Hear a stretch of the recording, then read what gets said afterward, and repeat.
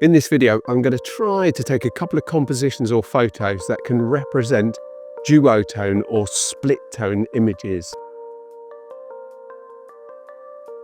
Duotone and split-tone are very similar in that both pictures you end up with a photo that's just two colours, but they are quite different in how they look. Despite them being photographic techniques, they are predominantly editing techniques. However, you can take a duotone picture out of camera, but you just need the right equipment and the right lighting to do it. With duotone, you can get a shot using coloured flashlights or flashlights with colours on the front of them.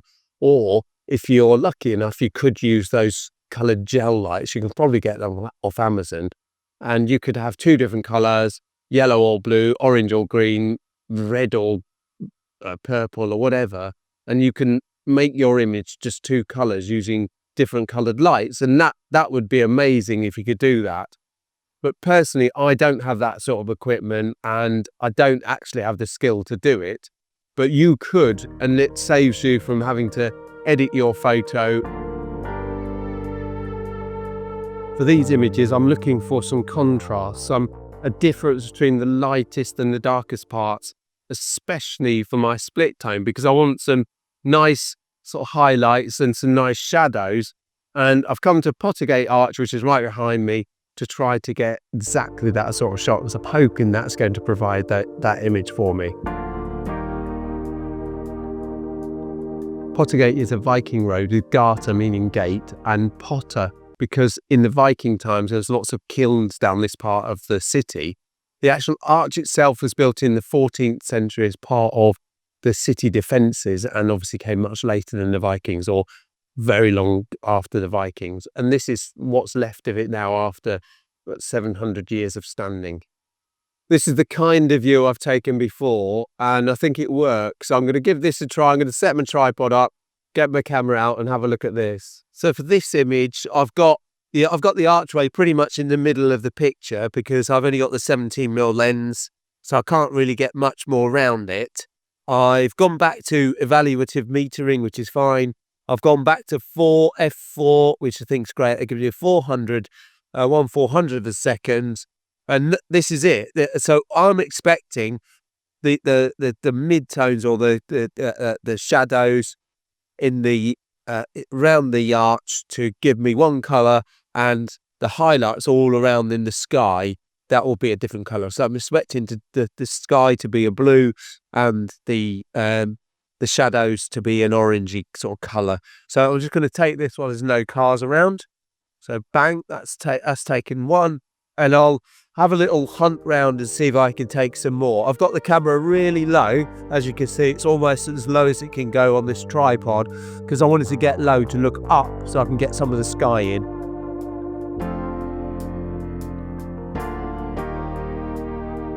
This is an interesting image, and I'm not sure if I'm going to use this as a dual tone or a split tone image, but I really, really like this view, and I think it could make a great sepia shot, which I have taken before, I'll be honest. There's a van that's just pulled up right in front of that house, right where I want to take my photo. Hopefully this guy's not going to stay long because he is illegally parked, so I doubt that he's going to stay there long. Or I hope not.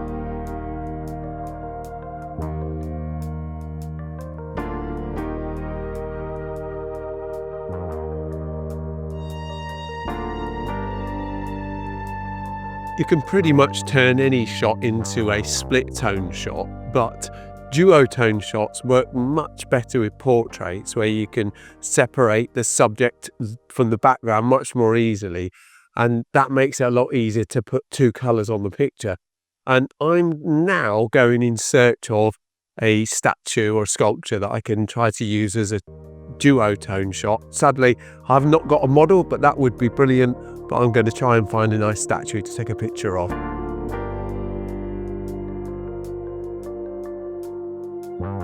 And I was hoping that Tennyson, Alfred Lord Tennyson, was going to make a nice portrait for me. If I can, I really don't want the trees and the branches in the way, so this could be a bit of a challenge, but I'll try and find a picture of Tennyson without the trees. Let's see how I do.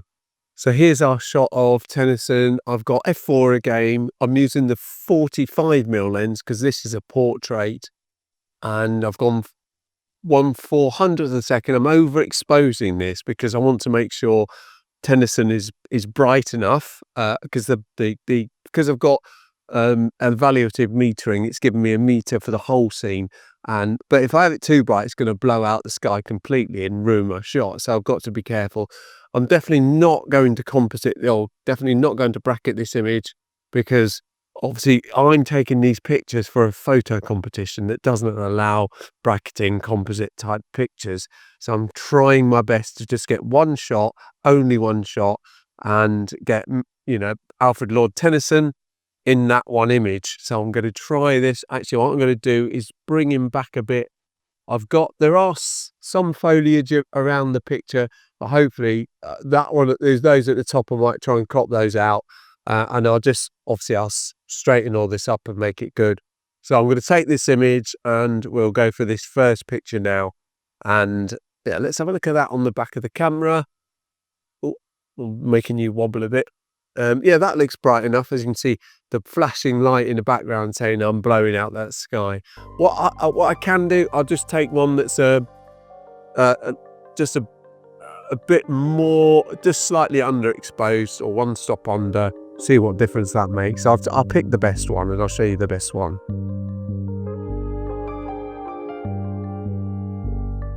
That's the photos taken. Now back home to edit them.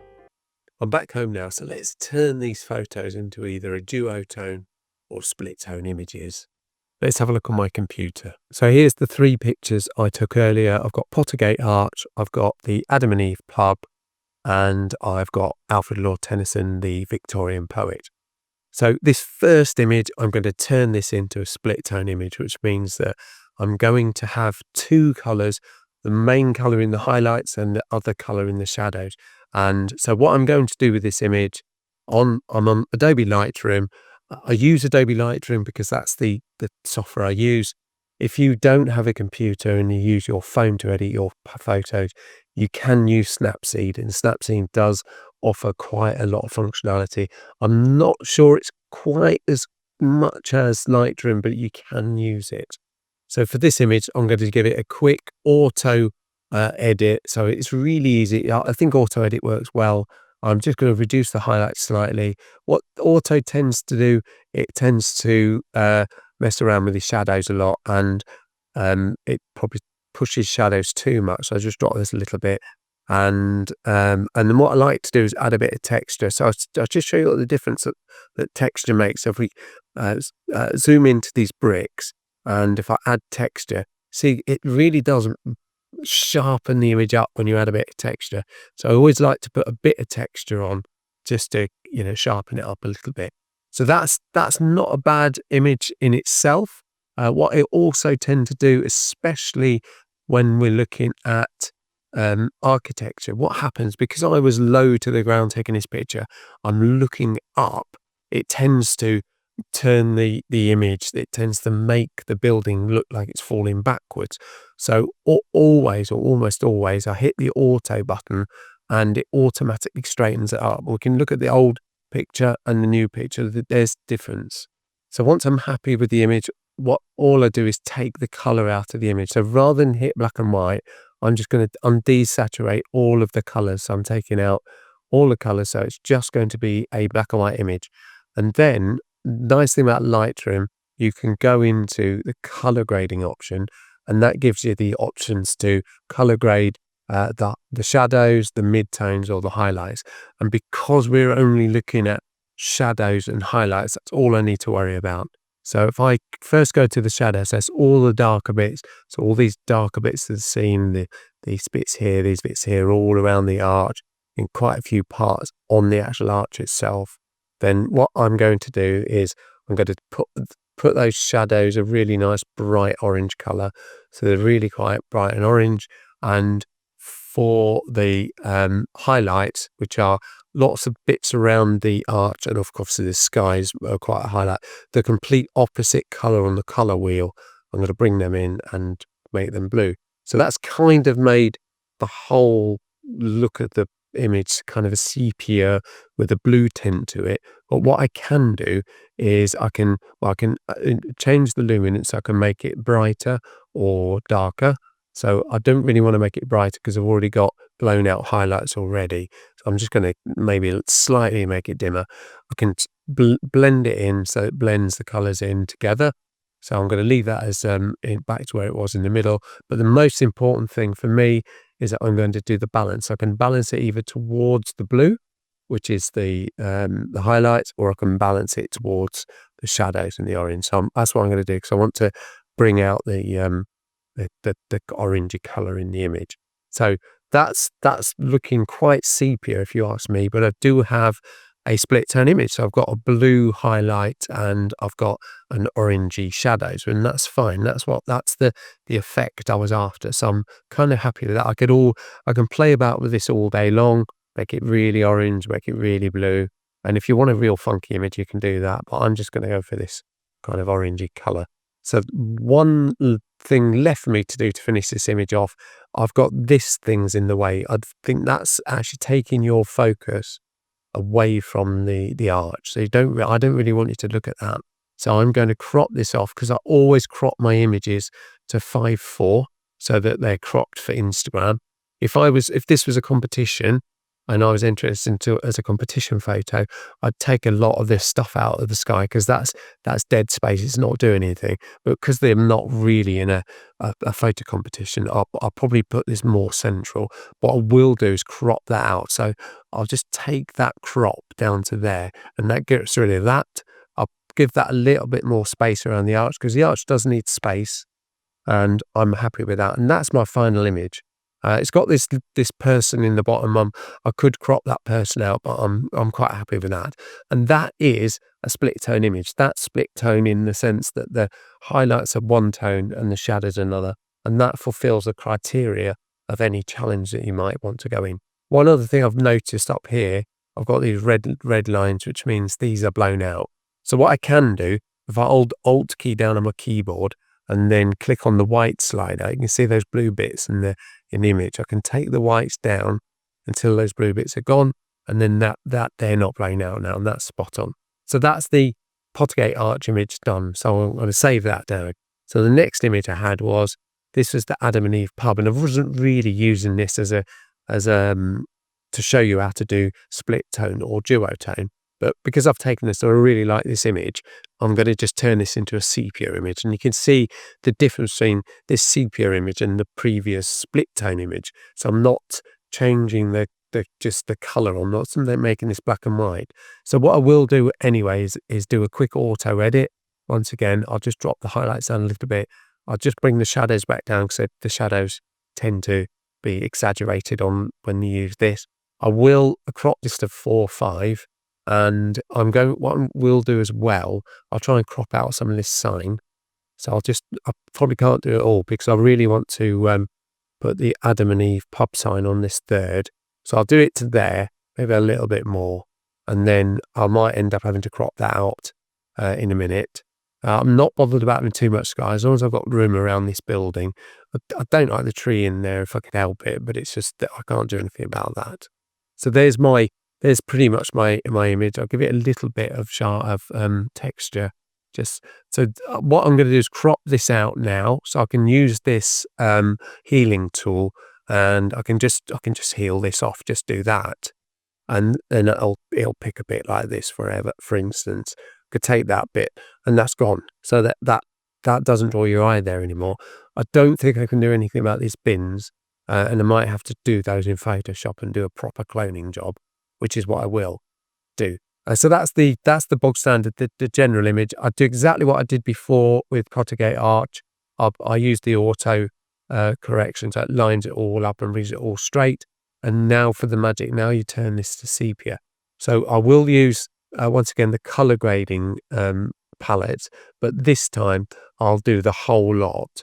And what I'll do is I'll aim this towards the orange. I'm not going to go too mad, because when you look at a sepia, it's not necessarily orange. It's a kind of greeny orange, and it's not really bad. So if I put it to about there, it kind of looks a bit tired and worn. And then one other thing I'll do, just to give it that extra Edwardian Victorian look, I'll add a vignette. So if I add a lighter vignette, see what happens straight away. It kind of gives it that old-fashioned photo look. That looks really like an old-fashioned photo, but it kind of looks like it's an effect that's been added.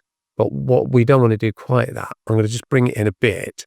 So I've got just a little bit of a vignette round, and that kind of makes it look like it's got sun damage rather than sort of editing damage. And that's simple as that. And it looks bland and boring, but it does very much look like one of those old Edwardian Victorian images. So that's that one. I'm happy with that. That's all I'm going to do with this image. And then the final image, and I'm trying to do this quickly because I don't want this video to go on forever. I've got Alfred Lord Tennyson, who's a Victorian poet. So this probably would have been a better image to turn sepia. But this one, I'm going to turn this into a duotone image. So it's only going to have two colors in this image.